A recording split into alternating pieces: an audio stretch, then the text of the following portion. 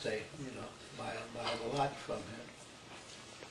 And so he started building it. So I walked to look at it, though it was under construction. The concrete was poured and they were framing. I walk in there and there's a water pipe in the middle of my den. My house looked exactly as yours, Marshall, my old house. Mine burned down in '71. And I said to Hafan, he was walking with me, I said, I hope you're going to have a pond for me in here. He said, what do you mean? I said, well, this pipe is in the middle of my den. So he has some explicit word for the plumber. And then he corrected it in there. That's funny. So he built me a house, rock wall, but not very good. So it didn't take it but about a year and a half, it fell down. So that's what you see. And the corner kept falling down. So I had built the one on Pecan, was backed up with concrete retaining wall, and the masonry was just, the stone was just a veneer. And I wish I made turn around the corner, but I didn't. I was cheap, so. Now, what year did Paul build this house for you? 61. We moved in 61. In what month? You remember? 62, Sammy. 62? 62. Your wife was there, came walking down the street with 3 urchins. Yeah. This is the third day we were in here. Yeah. 62. So it was in 62? Yeah. Yes. 62? Well, Yeah. well. Anyway, there was 3 houses or 4 houses in there. The next house was a guy worked for Star Telegram. Do you remember? Yeah. him? Yeah. He worked for Star Telegram. He moved from Richland Hill, North Richland Hill, because his house kept flooding. So he was a friend of Hafan. And then after they fixed his drainage area, they sold the house. My next door house was sold about 4 times or 5 times.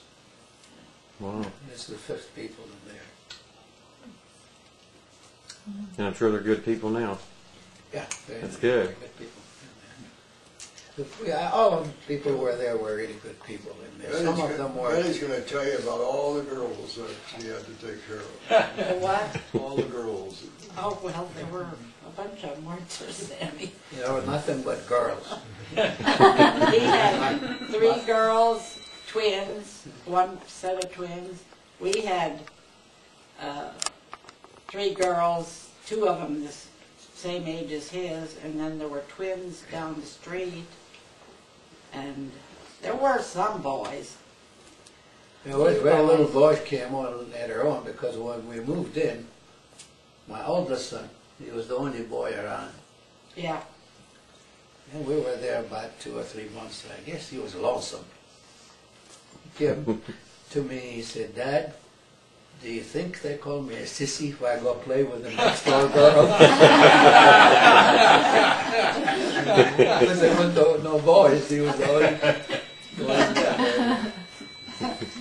So my son wasn't worried about that, because he was maybe the only next age group, because he'd hang a doll over his shoulder, and he was the head of the house out in the yard where they were playing house. Didn't seem to bother him.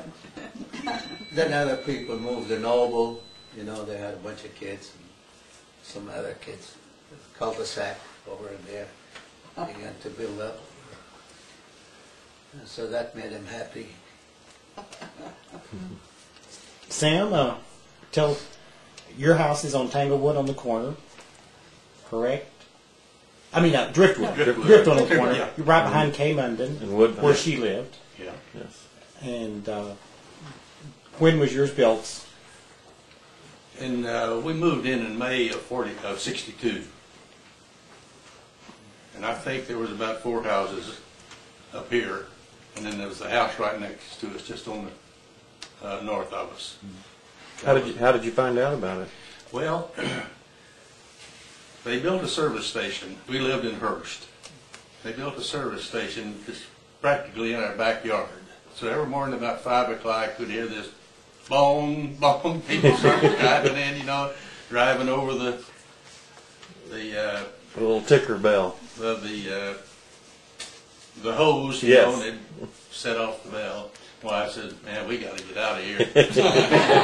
So she found Marksdale, and she told me about it, and so we came out here and looked, and she found a lot that she liked.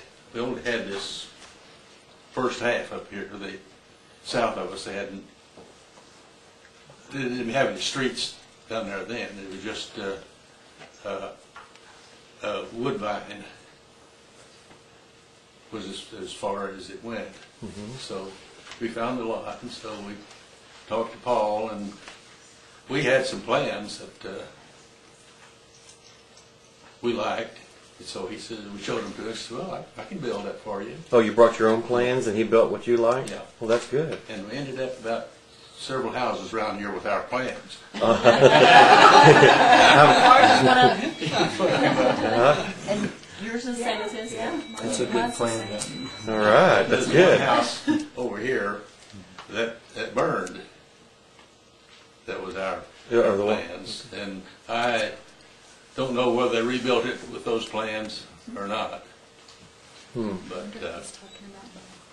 talking about that house, the wife was visiting some people, and I think it was the 4th of July, and she would hear firecrackers going around, and she looked out the window and saw one of these bottle rockets land on top of the house. Wow. And started the fire. And that was back when they had the wood shake shingles on all the houses here, We yeah. live there now. Oh, do you? We do. Yeah. Tell more about the fire. What do you know about that? Well, how bad was I it? wasn't even in town, so Okay. I Now, is this don't the know. one that's on Woodvine and Pecan? Yeah, no, No. I mean, Woodridge and Pecan? right across the Woodridge. sea.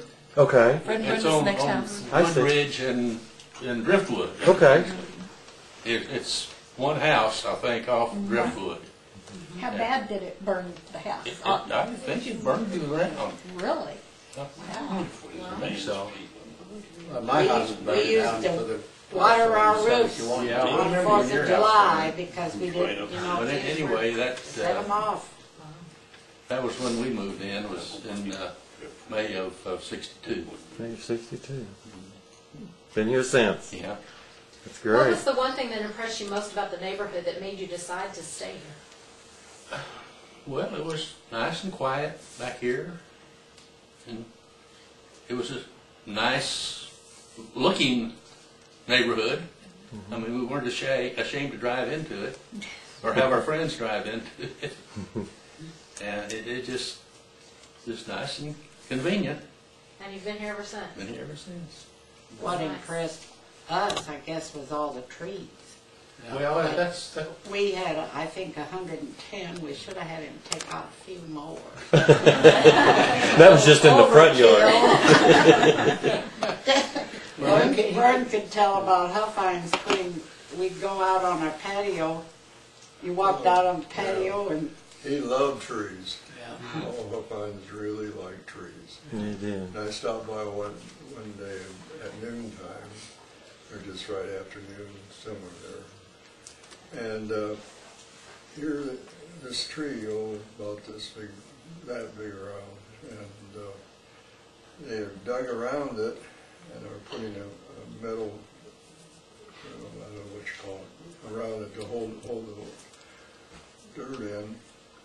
And I asked him, I said, oh, this is, by the way, just about a foot from my back door that they're doing this. And I says, what are you doing? He says, oh, we're getting ready to pour cement here. I said, you know, what about that right there? He said, oh, we saved the tree. I said, you don't save that tree. I mean, I'm this far from the door, come back, and I drank beer. You're gonna hit that tree walking out. That would have been a good idea.